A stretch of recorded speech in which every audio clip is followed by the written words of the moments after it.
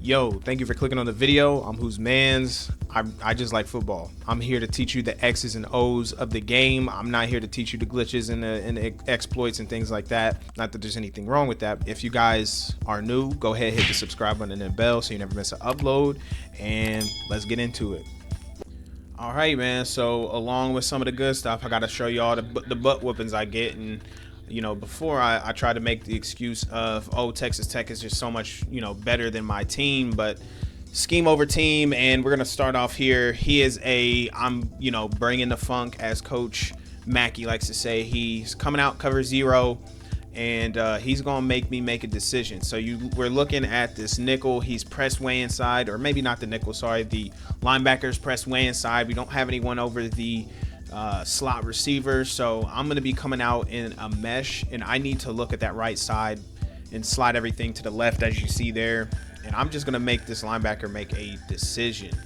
Is he going to go inside, or is he going to go outside? Is he going to rush? If he comes in, I'm throwing it to the running back. So this is the very first play of the game, and I feel like this tells me everything I need to know about my opponent. You know, people tend to just show you who they really are, and I, for some reason, did not accept the fact that this dude is who he is showing who he is. So he comes in, I throw the ball to the running back, pick up my 5 yards. Now I am going to immediately call the hurry up, because I was just like, ooh, I like what I see. I like when people like to send these cover zero blitzes. I got so used to Madden.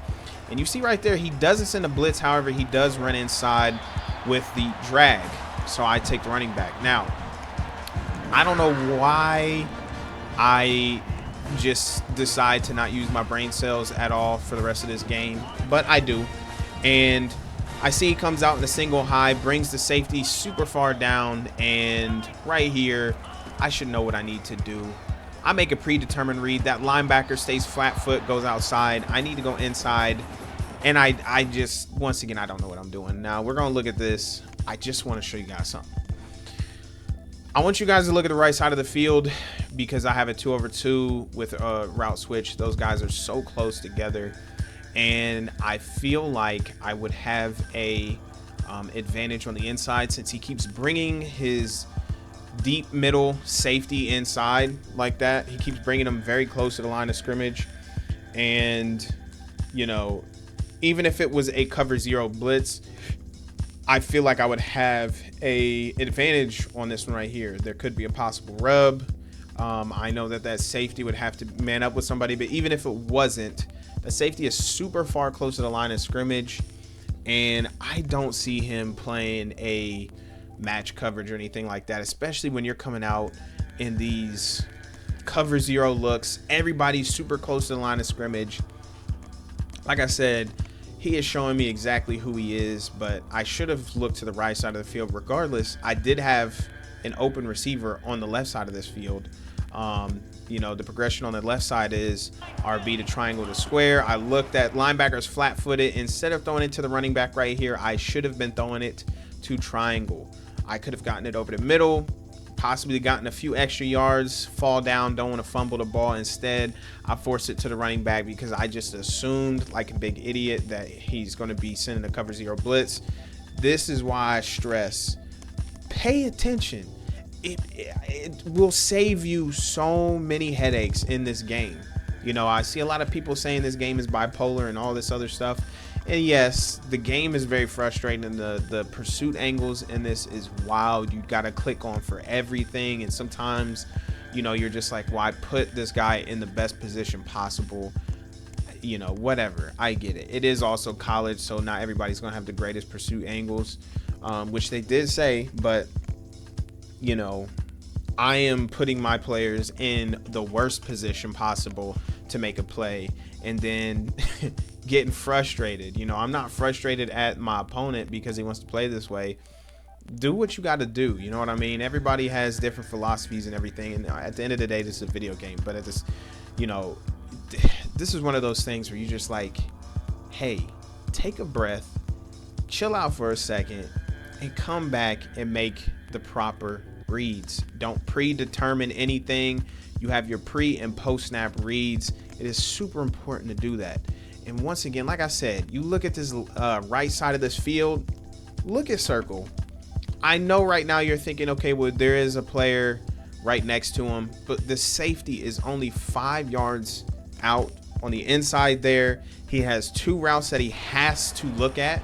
And if I just lob that one up, towards the center of the, towards the hash there, easily a touchdown. Now, I do make the proper read here just a little late and almost get my wide receiver absolutely obliterated. And once again, I come out in a very nice concept that I think would work. The only thing I should change is sending that wide receiver across the middle on a shallow. I don't, but regardless, you're going to see here, I throw it deep. Why? I had triangle and circle wide open across the middle. And to the edge there, he was playing like a hard flat, cover 3 hard flat. And you're going to see right here, cover 3 hard flat. I have triangle wide open, and I could have gotten so many more yards. And I also have circle wide open because as one of the hook zones there, he doesn't get any depth and he stays across the middle of the field. And with the trajectories and everything, and the fact that I know he's playing at cover 3, that outside third is not going to be carrying him across to the middle. He's going to be staying outside, and then that middle safety there will probably turn and look at him, but he's already looking at triangle. So just a bunch of bonehead reads. Now I'm going to show you 2 more plays right here, throwing the mesh in there. I have 2 easy reads on these next 2 plays and just being an absolute dummy. First off, the reads go running back, the triangle by circle, and then the mesh, and then you have the the deep in, the deep dig. And for some reason, once again, I just red route, I'm throwing it regardless because the linebacker is going to get caught, not realizing that the linebacker responsible for him is already outside. There's 4 defenders outside of this entire thing. They have the perfect leverage for it. Why not work myself inside? So I go to throw it to him immediately, and you're going to see right underneath, man. I look at this, no, come back, hit triangle across the middle, and easily have a first down and more yards. And I just made this game 1,000 times harder for myself, man. It's super frustrating, especially, when I talk about this stuff and then I go in and be an idiot. And I'm telling you, everybody has these games, but I put these up here so you guys don't make the same mistakes. Y'all learn from me being a dummy and not practicing what I preach. You gotta really pay attention. Now this is a little bit later. I decide to try to throw it, but for some reason I don't. Once again, it's coming out in cover 3. He's been coming out in cover 3 every single play since the first 2 plays, or since the first play. I have 1, 2, 3, 4 players underneath, which lets me know I have 3 over top. Let's count them out. 1, 2, 3. That's classic cover 3. I should have thrown that dig, the deep dig, because I know that outside third is not going to be taking them. And yeah, man, I throw it underneath, get the wide receiver killed, drop the ball, 3rd and 10, and doesn't matter, man. This is later in the game. Your boy's been playing really solid defense. 7 of those 21 points came from offense. The others came from me throwing pick sixes. And that's when you start getting frustrated and, the stupid stuff happens. Where later in the game, your nickel just decides to go inside for some reason, and he gets a bomb, and then you get mad, and you're just like, man, this game is dumb. I'm about to, rage quit out the game and all this other stuff. We're going to head into practice mode real quick. All right, so my opponent kept coming out in this cover 0 look. Obviously, he was bringing him to the line, but for some reason I couldn't see it. But you're going to look, the safeties rotate, makes it very obvious that this is a cover 3 zone, like a cover 3 sky or something like that. I'm going to look at this from the other way. You guys need to start, when they disguise these looks, look at the safeties first. And it's not even a very long look, right? All you got to do is see, is one of them dropping? Is one of them, are they rotating? from there, it makes it a lot easier to be able to make your reads. And that's when you can start, okay, I noticed my opponent keeps coming out in cover 3, because that is something that this opponent from Texas Tech kept doing. They kept coming out in cover 3 over and over. They came out in the cover 0 look once early. I gashed them 2 times in a row, and then from there they switched to cover 3. But then once they started getting up, then they went back in the cover 0 with the same look, which is honestly pretty smart.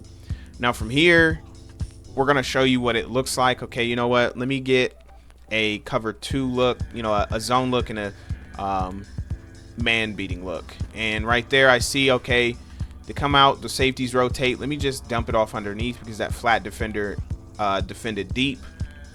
And since I don't have 2 controllers, I can't control the defense and do it 1-for-1, but it still works out this way where, okay, you know what, they rotate again, let me hit underneath, and that's a solid 5 yards. Now if I keep doing that over and over, I will be getting the 10 yards every other play. But it's just, it's pretty easy. You hike the ball, you look, okay, the one safety is jumping straight to the sideline. I know this is cover 3. So from there, I can either attack the seam, which isn't working as well because that hook defender carried, or I can hit the flat, which worked a little bit better just because the flat defender decided to stay deep.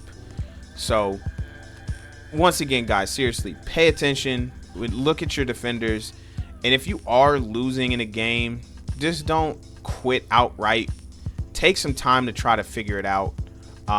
It really does pay off, trust me. A lot of the butt whoopings I've taken have led to some winning streaks, simply because it's like, yeah, maybe I don't come across somebody that does that, but it makes me think differently about the game. So yeah, quick video, maybe not quick, I don't know, this is going on 12-13 minutes, but it's a really easy video, man. Take what your opponent gives you, pay attention, look at the safeties, just those kinds of things. Look at the tendencies, and the game will be a lot easier for you. Now, what you do with the sticks and all that other stuff, and how, the play calling and all that other stuff will kind of help determine, whether you're making the game a lot easier for yourself or not, or how comfortable you are with the playbook. But anyway, that's it. Give it to God. If you got any prayer requests, throw them in the comment section below. I will try to work on a Sunday sermon here soon, because I got some stuff. And yeah, thank you. And also thank you guys, because I'm already almost at 700, which is pretty dope. We just hit 600 not too long ago. But yeah, I'll see you guys next time. Peace.